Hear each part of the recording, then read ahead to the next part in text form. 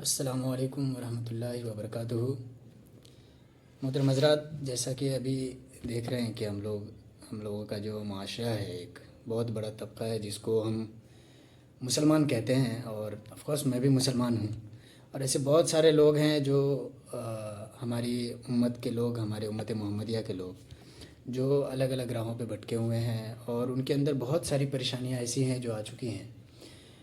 تو اس کے متعلق ایک حدیث پاک ہے جس کو نبی پاک صلی اللہ علیہ وسلم نے کافی پہلے ارشاد فرمایا تھا، جو حضرت مولا علی رضی اللہ تعالیٰ عنہ فرماتے ہیں کہ نبی کریم صلی اللہ علیہ وسلم نے ارشاد فرمایا کہ جس دن میری امت میں 15 خرابیاں سما جائیں گی، 15 خرابیوں سے مراد 15 ایسی برائیاں جو میری امت کے درمیان آ جائیں گی، اس وقت میری امت بربادی کے راہ پہ چلی جائے گی۔ اب وہ 15 خرابیاں، حضور صلی اللہ علیہ وسلم نے صرف 15 خرابیاں بولا یا 15 خرابیوں کے نام بھی بتائے؟ تو مولا علی فرماتے ہیں کہ جب میں نے واپس رسول اللہ صلی اللہ علیہ وسلم سے پوچھا کہ یا رسول اللہ 15 ایسی خرابیاں کون سی ہیں جو امت میں آ جائیں گی تو وہ امت برباد ہو جائے گی یا امت تباہی کے راستے پہ چلی جائے گی، جو ابھی حال ہمارا ہے؟ میرا ماننا ہے، اور ایسے بہت سارے علماء کرام اور بہت سارے لوگوں کا ماننا ہے کہ وہ 15 خرابیاں، جس میں سے کچھ خرابی یا بہت ساری خرابیاں یا 15 خرابیاں ہمارے اندر آ گئی ہیں۔ اب وہ خرابیاں کیا ہے، ان سب کا حضور صلی اللہ علیہ وسلم نے ایک ایک کر کے ذکر فرمایا، جس میں سے کچھ خرابیاں ایسی ہے جس کو میں ابھی آپ کے سامنے رکھوں گا اور میں بتانے کی کوشش کروں گا کہ یہ خرابیاں جو حضور صلی اللہ علیہ وسلم نے فرمائی ہے، ان میں سے کچھ خرابیاں یہ ہیں۔ اگر کچھ رہ جائے، ویڈیو تھوڑا لانگ ہو جائے گا، اگر کچھ خرابیاں رہ جائے گی تو انشاءاللہ اس پہ کل بات کریں گے ہم، اور آج جو ہے اس میں سے کچھ ٹاپکس ایسے ہیں جو فرسٹ سیکنڈ تھرڈ والے جو خرابیاں ہوں گی جو حضور صلی اللہ علیہ وسلم نے فرمایا، اس پہ اپن بات کریں گے پہلے۔ تو حضور صلی اللہ علیہ وسلم سے جب صحابہ کرام نے فرمایا یا رسول اللہ وہ 15 خرابیاں کیا ہے جو امت میں آ جائیں گی تو برباد ہو جائیں گے، تو رسول اللہ صلی اللہ علیہ وسلم نے فرمایا جب لوگ مال غنیمت کو، پہلی خرابیاں، جب لوگ مال غنیمت کو اپنا مال سمجھنے لگیں گے۔ اب یہ مال غنیمت ہے کیا، یہ بہت سارے لوگوں کو ابھی پتہ نہیں ہوگا، اور مجھے بھی ان چیزوں کے بارے میں بہت زیادہ جانکاریاں نہیں ہے، لیکن جتنی میری سمجھ ہے وہ میں آپ کو سمجھانے کی کوشش کروں گا کہ مال غنیمت ابھی کے ٹائم پہ شاید نہیں پایا جاتا۔ مال غنیمت کے اردو معنی ہوتے ہیں جو لڑائی ہوتی تھی پہلے، جو جنگ ہوا کرتا تھا، اس میں جو مال لے کر کے آیا جاتا تھا، جو صحابہ کرام جیسے جنگ کیے، جنگ کرنے کے بعد جو مال بچا، جو لوگ بھاگ گئے جنگ میں سے اور ان کو مار دیا گیا، اس جو مال بچا، وہ مال جو لے کر کے آئے، وہ مال غنیمت کہلاتا تھا۔ اس ٹائم پہ یہ حکم تھا، اور اس ٹائم کی بات ہے، اس لیے یہ مال غنیمت اس میں شامل ہے، جب لوگ مال غنیمت کو اپنا مال سمجھنے لگے۔ اب مال غنیمت تقسیم کرنے کے بھی بہت سارے جو ہیں قاعدے قانون ہیں، وہ قرآن میں باضابطہ اس کا ذکر ہے، جیسے کہ 5 حصے ہوتے ہیں مال غنیمت کے، ایک حصہ اللہ کے لیے، ایک حصہ حضور صلی اللہ علیہ وسلم کے اقاربوں کے لیے، پھر یتیم، مسکین اور اللہ کے راستے میں خرچ کرنے والے۔ یہ 5 حصے کچھ مال غنیمت کے ہوتے ہیں جو مجھے معلوم ہے، اور یہی ہے۔ ان کے لفظی معنی جیسے کنایتاً بھی بول سکتے ہیں نا، اور دوسرے شبدوں میں اگر میں آپ کو سمجھاؤں تو اس کو لوٹ کا مال یا مفت کا مال بھی اس ٹائم پہ بولا جاتا تھا، اور ابھی بھی کہہ سکتے ہیں، اس میں کوئی حرج نہیں ہے۔ تو ایک بات یہ ہے کہ سب سے پہلی بات یہ ہے کہ جب لوگ مال غنیمت کو اپنا مال سمجھنے لگے، یہ ایک ہو گیا۔ اب دوسرا یہ ہے کہ جب انسان کے پاس کوئی امانت آپ رکھیں، کسی کی امانت کو امانت نہ سمجھے، امانت میں خیانت کرنے لگے، یہ دوسری بات ہے۔ پہلی بات کا ذکر ہم لوگ کر چکے ہیں، اور یہ دوسری بات ہے۔ اب کسی کی امانت، سپوز اگزامپل کے لیے کہ میں نے آپ کے پاس کچھ امانت رکھی، اور آپ اس امانت کو میں نے اس لیے رکھا کہ بھئی آپ سنبھال کے رکھو گے، اور آپ اس امانت کا غلط یوز کرنے لگے، غلط استعمال کرنے لگے، تو وہ جو میں نے امانت آپ کے پاس رکھی تھی اس میں آپ نے خیانت کر دی۔ اور یہ ایک کسی بھی انسان کو، کسی بھی طبقے سے، کسی بھی ذات سے، کسی بھی مسلک سے تعلق رکھنے والے لوگ ہوں، کسی کو بھی یہ نہیں چاہیے کہ جب آپ کے پاس کوئی انسان کچھ امانت رکھے تو آپ اس کی امانت کو کہیں غلط جگہ پہ یا کسی بھی طریقے سے اس کا استعمال کریں، یہ کسی کو بھی نہیں چاہیے، کسی کو بھی کرنا نہیں چاہیے۔ یہ دوسری بات ہو گئی۔ تیسری بات یہ ہے کہ زکوٰۃ دینے کو تاوان سمجھنے لگے گے۔ یہ بہت ہی بڑا مدعا ہے. بہت سارے لوگ نہیں سمجھ پاتے ہیں کہ بھئی یہ زکوٰۃ کیوں دینا چاہیے.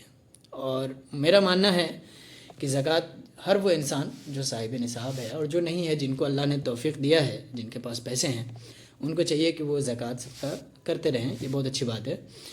لیکن زکوٰۃ کے تعلق سے یہاں پہ حضور نے فرمایا کہ زکوٰۃ کو جب لوگ تاوان سمجھنے لگے. اب بھائی تاوان کیا ہوتا ہے؟ یہ بہت سارے لوگوں کو معلوم نہیں ہے کہ تاوان کیا ہوتا ہے. تاوان کا اردو معنی ڈنڈ ہوتا ہے، جرمانہ بھی بول سکتے ہیں، بدلہ بول سکتے ہیں. یہ ہوتا ہے قصاص، ہے نا. اس کو انگلش میں کمپنسیشن بول سکتے ہیں.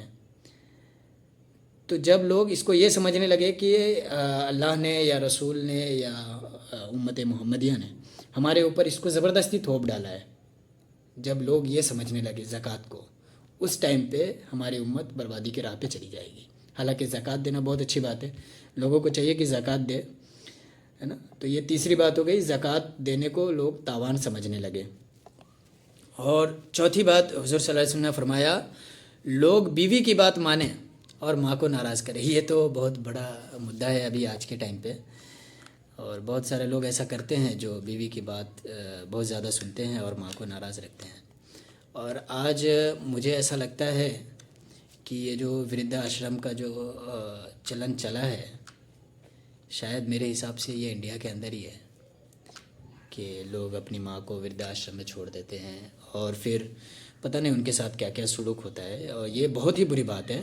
یہ کسی بھی دھرم میں یا کسی بھی ذات میں یا کسی بھی مذہب میں ہوتا ہو، یہ اچھا نہیں ہو سکتا، کسی بھی حد میں اچھا نہیں ہو سکتا. ماں کے فضیلت سے تو اتنی بڑی بڑی باتیں آئی ہیں، آپ لوگ نے دیکھا ہوگا اور سنا ہوگا. میں کیا بتا سکتا ہوں، آپ لوگوں نے بہت زیادہ سنا ہوگا.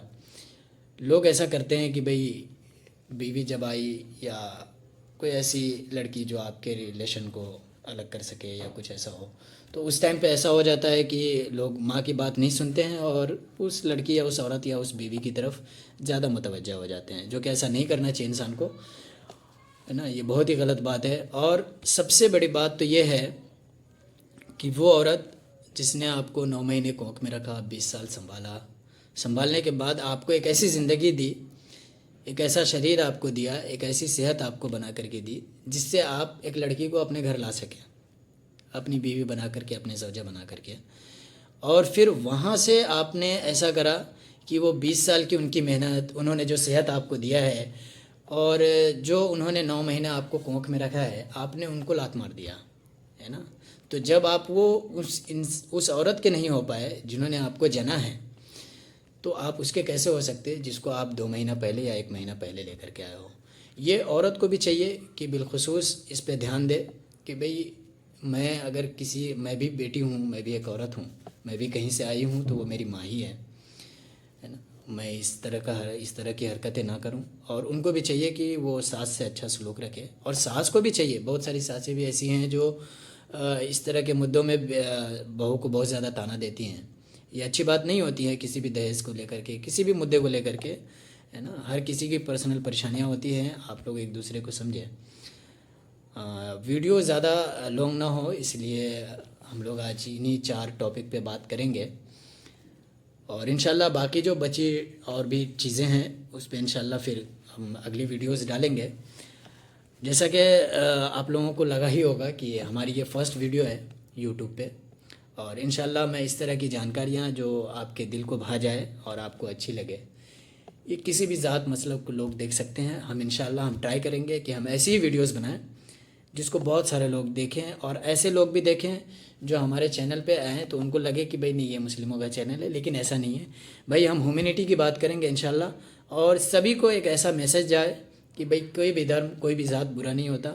انسان کچھ ایسے ہوتے ہیں جس کی وجہ سے پریشانیاں کریٹ ہو جاتی ہیں، پریشانیاں بڑھ جاتی ہیں. اور آپ کو اگر ویڈیو اچھا لگے یا کچھ باتیں میری اچھی لگے تو آپ ویڈیو کو لائک کریں، شیئر کریں، سبسکرائب کریں. اور اگر میرے چینل پہ آپ نئے ہیں تو میرے چینل کو سبسکرائب ضرور کر لیں. انشاءاللہ ہم اسی طریقے کی نئی ویڈیوز کے ساتھ آتے رہیں گے. جے ہند، جے بھارت.